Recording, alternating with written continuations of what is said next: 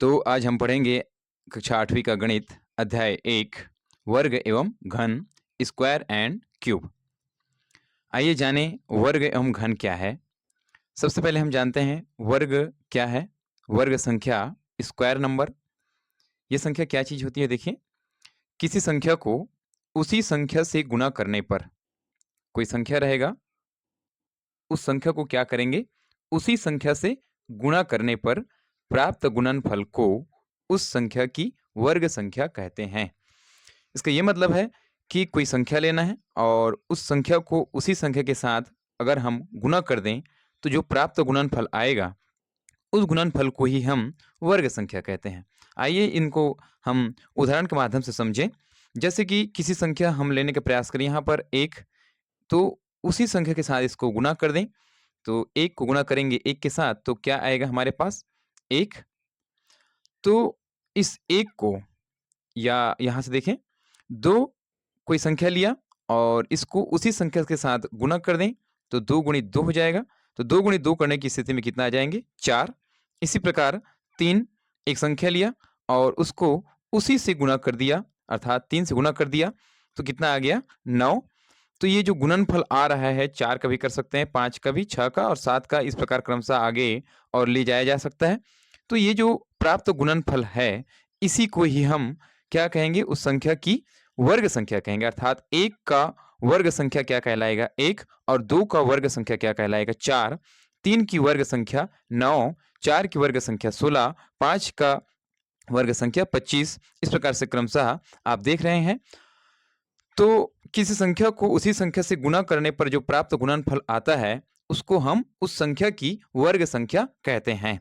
तो यहाँ एक और लिखा गया है या करके, 1 की घात 2 बराबर 1। तो इसका क्या मतलब है? 1 गुणित 1 को हम घातीय संकेतन के रूप में अगर लिखें तो क्या लिख सकते हैं? 1 की घात 2 लिख सकते हैं, या इसको वर्ग भी पढ़ा जाता है। इसको क्या पढ़ सकते हैं? 1 का वर्ग 1, 2 की घात 2 4, या 2 की घात या 2 का वर्ग 4, 3 की घात 2 पढ़ सकते हैं इसको, या तो फिर 3 का वर्ग 9 पढ़ सकते हैं, 4 का वर्ग 16, 5 का वर्ग 25, 6 का वर्ग 36 और 7 का वर्ग 49। तो यहाँ पर आप देख रहे हो, इसको क्या पढ़ सकते हैं हम? 1 का वर्ग 1, 2 का वर्ग 4, 3 का वर्ग 9, 4 का वर्ग 16, 5 का वर्ग 25, 6 का वर्ग 36, 7 का वर्ग 49। इसी प्रकार से हम कोई भी संख्याओं का वर्ग संख्या निकाल सकते हैं। यहाँ पर आप देख रहे हो जो 1, 4, 9, 16, 25, 36, 49 क्रमशः इस प्रकार जो मान आया है, ये सभी इत्यादि पूर्ण वर्ग संख्याएं कहलाती है। परफेक्ट स्क्वायर नंबर्स कहलाते हैं ये सब। तो इस प्रकार से समझ में आ गया होगा आप सभी को वर्ग संख्या आखिर किसे कहते हैं और किस प्रकार से हम इसका निकाल सकते हैं वर्ग संख्या। और अभी जो मान देख रहे हो आप, ये जो पूर्ण, ये सभी मान 1, 4, 9, 16, 25, 36 ये जो दिखाई दे रहे हैं वो सभी परफेक्ट स्क्वायर नंबर या पूर्ण वर्ग संख्या कहलाती है। इसी प्रकार से अब हम जाने घन के बारे में, क्यूब कहते हैं जिसको। तो ये क्यूब के बारे में देखें, ये देखिए क्यूब के बारे में। तो आखिर क्यूब क्या है? तो क्यूब के बारे में देखें, किसी संख्या को उसी संख्या से गुणा करने पर प्राप्त गुणनफल को उस संख्या की हम क्या कह रहे थे? वर्ग संख्या कह रहे थे। अब क्या कहता है? यदि अब गुणनफल को पुनः उसी संख्या से गुणा कर दिया जाए तब प्राप्त संख्या को उस संख्या की घन संख्या कहेंगे।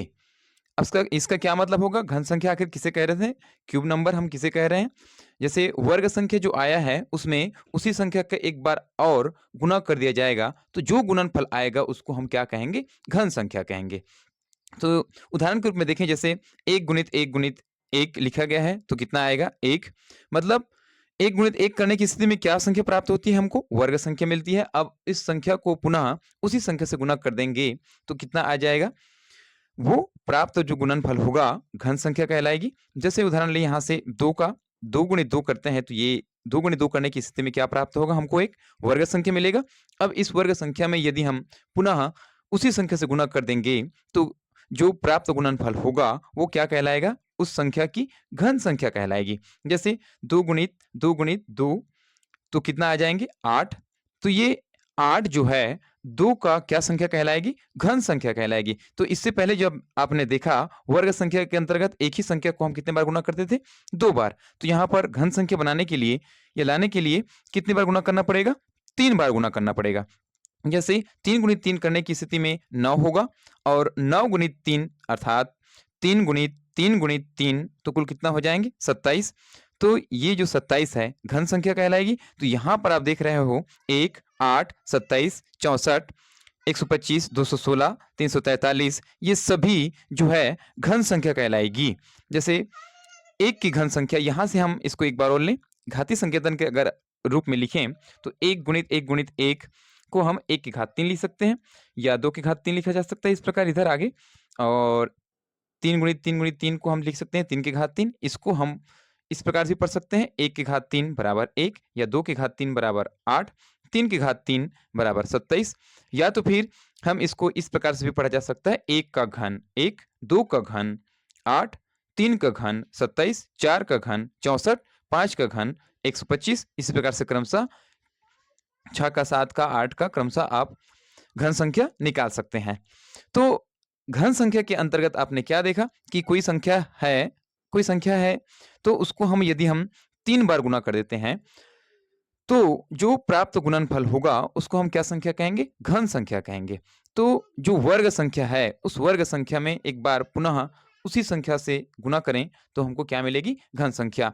तो एक बार पुनः देख लें, वर्ग संख्या किसे कहते थे और घन संख्या किसे कहते थे?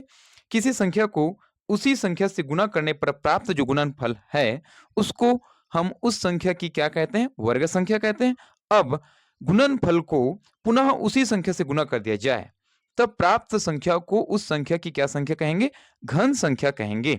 तो इस प्रकार से आप अच्छे से समझ गए होंगे वर्ग एवं घन संख्या आखिर क्या है। ठीक है,